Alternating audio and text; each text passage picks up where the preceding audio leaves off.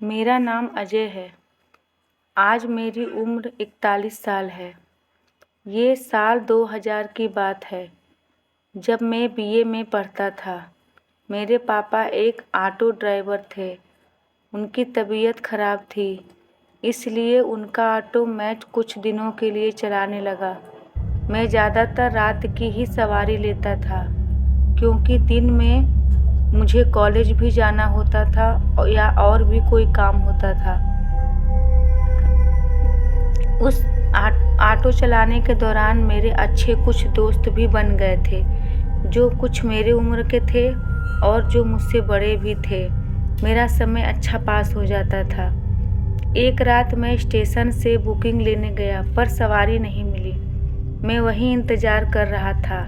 घर भी आना था, काफ़ी देर हो गई थी। उस ज़माने में कोई भी मोबाइल नहीं था। अपने घरों में लैंडलाइन फ़ोन ही हम यूज़ करते थे। खैर, उस दिन मंगलवार का दिन था। मुझे याद है, क्योंकि मेरा व्रत था।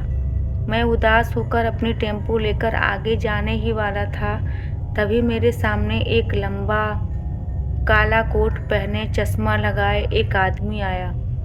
मुझे रुकने का इशारा किया। मैं रुक गया। वो बोला, मुझे सेंट टाउन कब्रिस्तान के पास जाना है। मैंने उसे जानबूझकर किराया ज़्यादा मांगा। वो बिना कुछ बोले मेरे हाथ में 1000 की नोट रख दी और चुपचाप जाकर मेरे ऑटो में बैठ गया। दोस्तों, मैं आपको बता दूं कि सेंट टाउन के बीच में एक ऐसी रोड है जहां आए दिन लोगों का एक्सीडेंट होता रहता है। लोग मानते हैं कि वो रोड हॉन्टेड है। ऐसे ही मुझे भी वहीं से होकर जाना था। मैं अपने धुन में ऑटो चला रहा था, तभी रोड के एक तरफ एक बाइक गिरा था और उसके पास एक कपल खड़ा था। उसकी वाइफ को शायद चोट लगी थी और वो आदमी रो रो कर मदद मांग रहा था। मैं जैसे ही ऑटो रोकने के बारे में सोचने लगा, मुझे ऑटो में बैठे उस आदमी ने साफ मना कर दिया और बोला, चुपचाप यहाँ से आगे निकलो, यहाँ रुकना खतरे से खाली नहीं है। मैं बड़ी हैरानी से ये बात सोचने लगा कि इंसानियत का तो ज़माना ही नहीं है। मैं उस शख्स को बिल्कुल घूर कर देखा, लेकिन वो चुपचाप सर झुकाए बैठा था और उसके मना करने पर मैंने ऑटो नहीं रोकी, क्योंकि वो बुकिंग में था। मैं बहुत गुस्से में था और अपने मुंह बड़बड़ाने लगा कि आजकल तो भलाई का ज़माना ही नहीं रहा। यह सोचकर मैं चुपचाप आगे बढ़ गया। मेरे बड़बड़ाने से वह धीरे से गंभीर आवाज़ में बोला, तुम्हारी भलाई इसी में है कि तुम चुपचाप यहाँ से निकल जाओ। उसकी बात मानकर मैं वहाँ से निकल गया। मुझे खुद पर बहुत गुस्सा आ रहा था। आगे जाकर वो शख्स कब्रिस्तान के थोड़ा सा पहले उतर गया। मुझे थोड़ा अजीब तो लगा कि इतनी रात को कोई कब्रिस्तान के पास क्या करने जाएगा दुगना किराया देकर। खैर, मैं कुछ सोचे बिना अपने घर चला गया। मुझे सुबह पता चला कि मेरे बहुत अच्छे मित्र मोहन का उसी रात को एक्सीडेंट हो गया था। वो गंभीर रूप से घायल था। मैं जब उससे मिलने गया तो वह कोमा में था। मेरी और उसकी बिल्कुल बात नहीं हुई।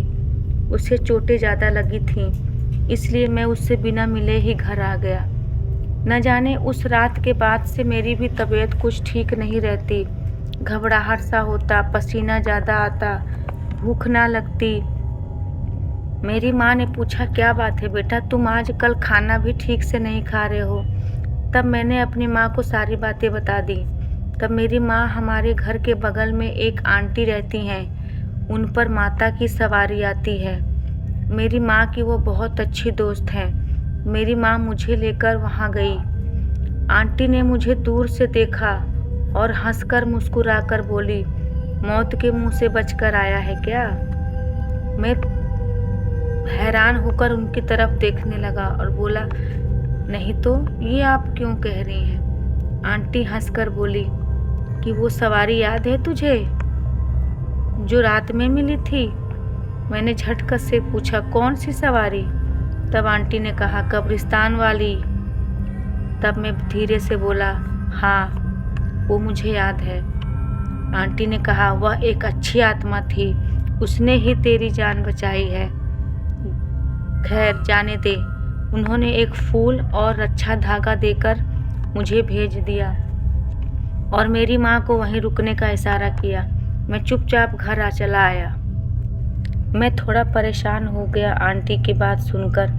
माँ घर आकर मुझे बताई कि बेटा, तुम्हारे साथ जो कुछ भी हुआ है उसे भूल जाओ, लेकिन एक बात तो है, अगर वो इंसान तुम्हारे साथ ना होता, अब मैं उसे इंसान कहूँ या आत्मा, मुझे कुछ समझ में नहीं आ रहा था, तो शायद मेरी माँ का कहना था कि मैं जिंदा ना बचता।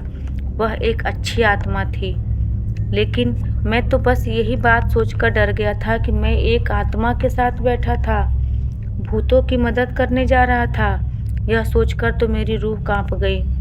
कुछ दिनों के बाद मोहन थोड़ा ठीक हुआ तो मैं उससे मिलने गया।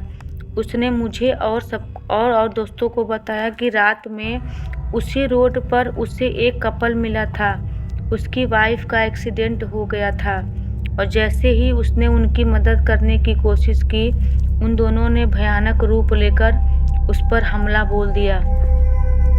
मेरा दोस्त न जाने कैसे बचा, उसे याद नहीं, पर मोहन के बच जाने से उस गांव के लोगों ने मोहन से बात की और वहां पर अब पंडित जी को बुलाकर कुछ पूजा विधि भी किया और पंडित जी के कहने पर एक बजरंगबली का बड़ा मंदिर भी बन गया। अब वहां आए दिन कीर्तन होने लगे।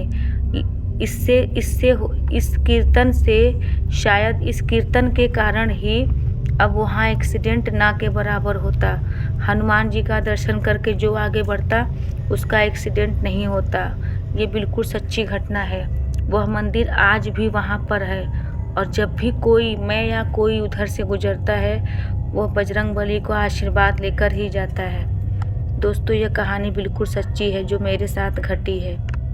आज केवल इतना ही। जय श्री राम।